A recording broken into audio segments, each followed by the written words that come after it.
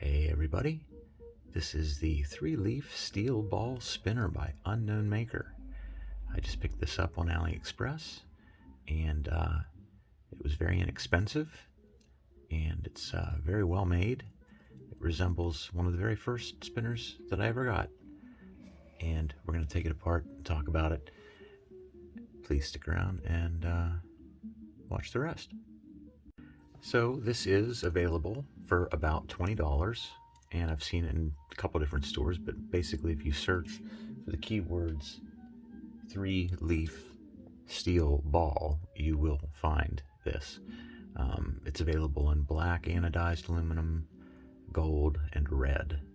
I opted for black. All the balls are independently spinning, even the ones on the inside here. It came with just one ball in each of these 3 slots, but I found out that if you have one ball or it's 2 balls in each slot, it just would not spin without wobbling, without losing its balance. So that's right off the bat. I can tell you need to put 3 balls in each of the slots in order to balance it out, which we'll compare it to a couple other ones I have here in a minute. I'm not really a spinner reviewer, so this is just going to be sort of off the cuff, first impressions, what I like, what I don't like, interesting things to point out about it. So yeah.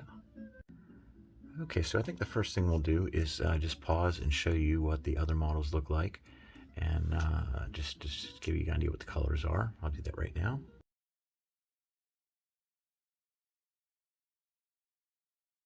And then there is a not so accurate, very pretty 3D rendering of how this thing comes apart. Let me show you that.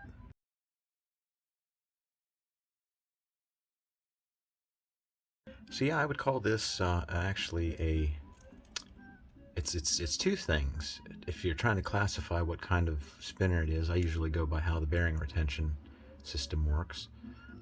That is, if it's not a glued or pressed in bearing, but I don't collect glued or pressed in bearing spinners. So there's a lot of different classifications for bearing retention systems, and this has 2, and it's a combination that I've never seen before. I would call it a split body retention system, meaning that this body splits down the middle and comes in half, and part of the sandwich is actually the bearing, and that's what holds the bearing in place, is the fact that the 2 body halves are screwed together. But on top of that, let's go ahead and take it apart. On top of that, it has a threaded retention ring. Get that in focus. So not only could you just unscrew these three screws, which is what you have to do if you want to have access to any of these other balls. That's what's holding these 2 halves of the spinner together, these 3 screws. But there is an independent threaded retention ring here, and it came with a nice little key.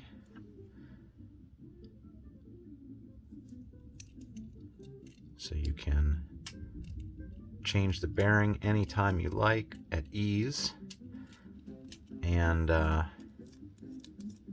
not disturb these balls on the outside. So we're just going to jump into a disassembly here. I'm going to go ahead and take out some of these outer balls and show you how out of balance it is when that happens. But it does spin nice. Like I said, these are it's pleasing on its own just to feel that the spinning of the ball. Let's see. R188 bearing, it's just sort of stuck in there, but you can see that is normal threaded retention ring. Put that stuff up here. We have 2, this is more of a modern thing, I believe, and it makes sense. And that would be to have 2 female buttons and put them together with a grub screw. So that makes manufacturing a lot easier. Old school would be to have a dedicated male button and a dedicated female button, but honestly, I'm perfectly fine with this. So that's how those work. And we will go ahead and take out these screws.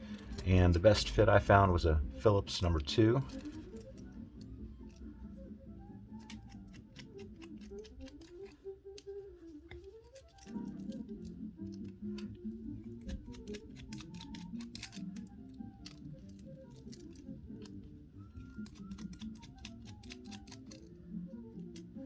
Okay, now we can just lift it off. And then, oops, sorry about that. Need to shake your world up there again. We can go ahead and remove some of these balls.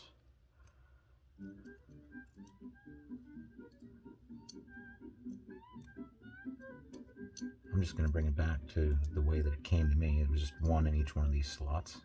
And you can see, I can show you probably on this side just as well, but there's a bit of a curvature here. We're not in focus, are we?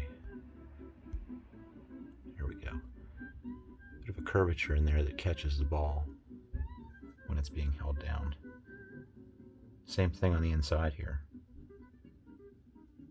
And then of course there's some locating pins that drop into, these are some male locating pins that drop into some blind female holes on this side.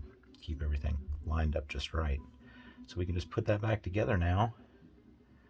You have to sort of lift the whole thing up and then squeeze it together.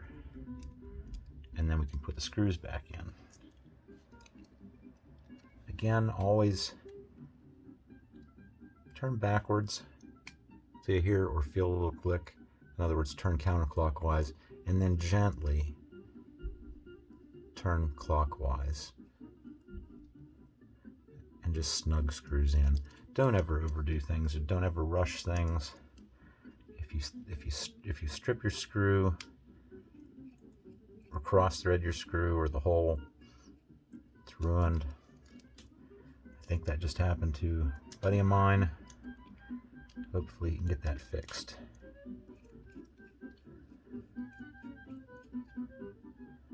Okay, now I can put the bearing back in.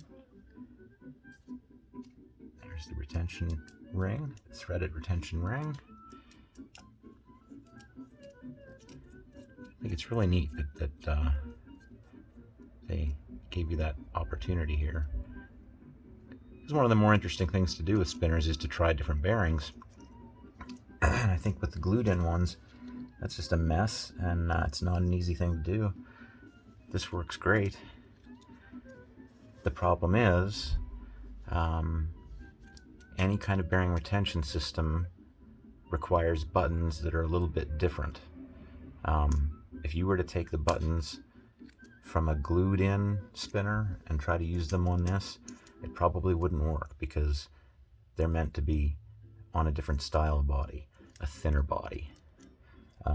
Bearing retention systems typically make the body thicker, and unfortunately buttons that are used on glued-in spinners are made to be as thin as possible.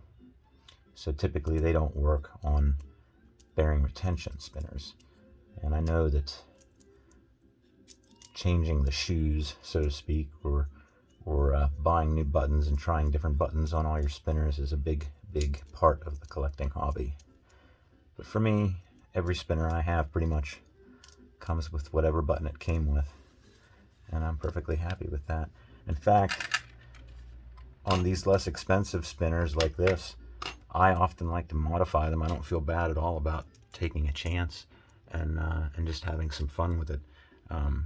I will take sandpaper and hit the flat surfaces on both sides of these buttons so that you'll see, at least you'll get an idea in the reflection here, the higher points, which is by my pinky there. Those will all be silver because that's an aluminum button, and that'll stand out a lot better. So I often do that with my black. I have a lot of black anodized spinners. And here's an interesting part of the story. Like this is like the first or second of the spinners that I've ever collected, and I got this off Amazon almost 5 years ago to the month.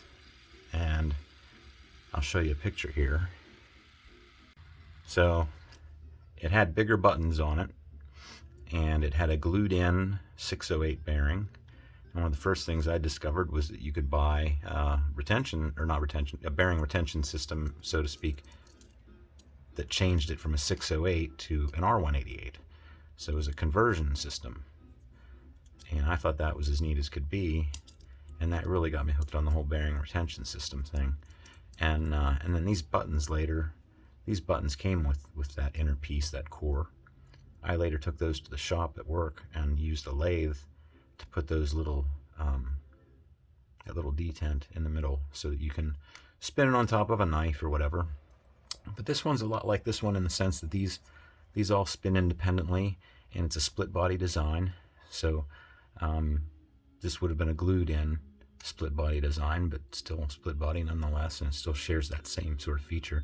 This one wore down funny. The rest of them still wore down a little funny too.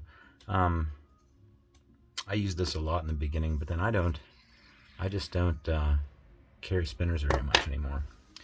And now I'm a little puzzled as to why this one just doesn't like to have a single bearing in each slot. It goes wacky. I suppose there's not much of a place for the bearing to, it's spinning this way. They all want to fly outward. But I suppose when it's out there, there's just too much room for it to move around. If it was more of a point, you know what I mean? If this arc was more of a sharp arc, it would probably nestle itself in and not move around so much. Like these.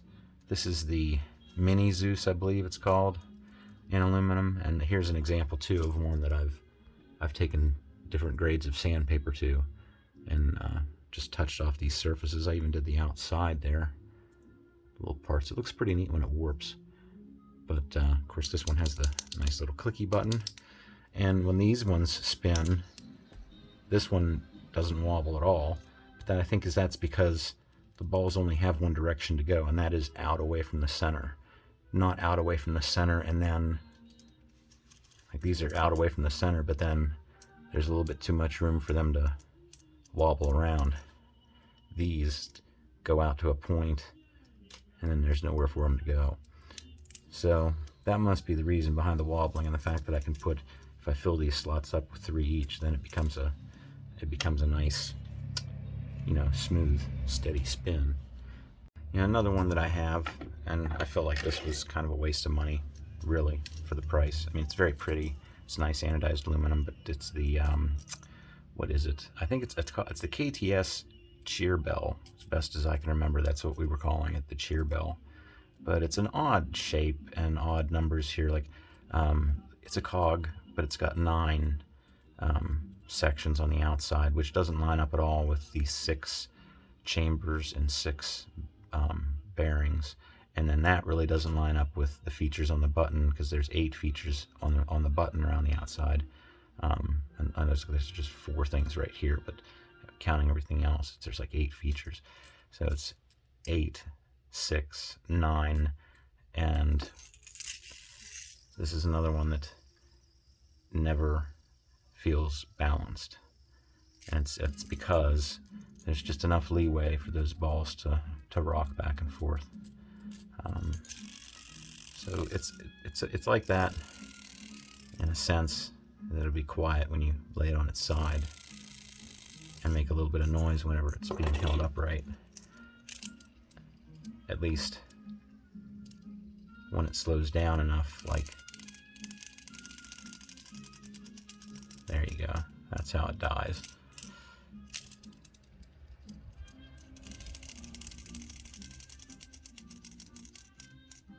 But it is pleasing. It's nice to, it's just like this one, where'd it go? In that sense, I used to always carry this around and sort of do this with my fingers, and I can do the same thing. It's actually easier with this one. So I like it. I think it's a great deal, 20 bucks. So I think that's all I wanted to say about it. We'll compare it. What did I say? I was going to compare all my spinners to, I'm not going to do a lot of spinner reviews, but this is brand new and it's available right now, and I thought maybe maybe you're interested. So why not talk about it? But I'm going to compare them to something a lot of people have. This is I believe it's the C3 from Sea Green. Now, it's not an original. That's just sea green is an early design, and this one's been around forever. A lot of people have a version of it. So there you go for size comparisons.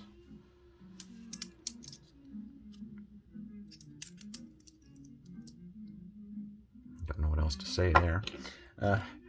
Not much to say about spinners, you know. They're the button diameter is about 23. The button thickness is about 14. The standing height of the spinner, something I always wished people would measure on other reviews, because this is how I display spinners. I sit them on a shelf, so I want to know what is the display height. And right here I'm getting about 50 millimeters. So, and then you can do the spin radius is easy to get, because that's from the very middle of the button, or as close as you can get to the middle of the button, to the outer edge. And that's about 29 or 30. So that means your spin diameter is twice that. So the spin diameter of this is about 60 millimeters. These appear to be about 12. And the inside bearings appear to be 8. Let's go for some weight here.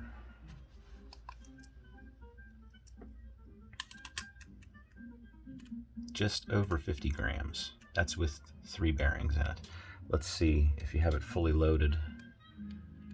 I know this won't look right, but at least we get an idea of what the total weight would be if you're going to carry it around the way that I plan on carrying it around. Can we do this?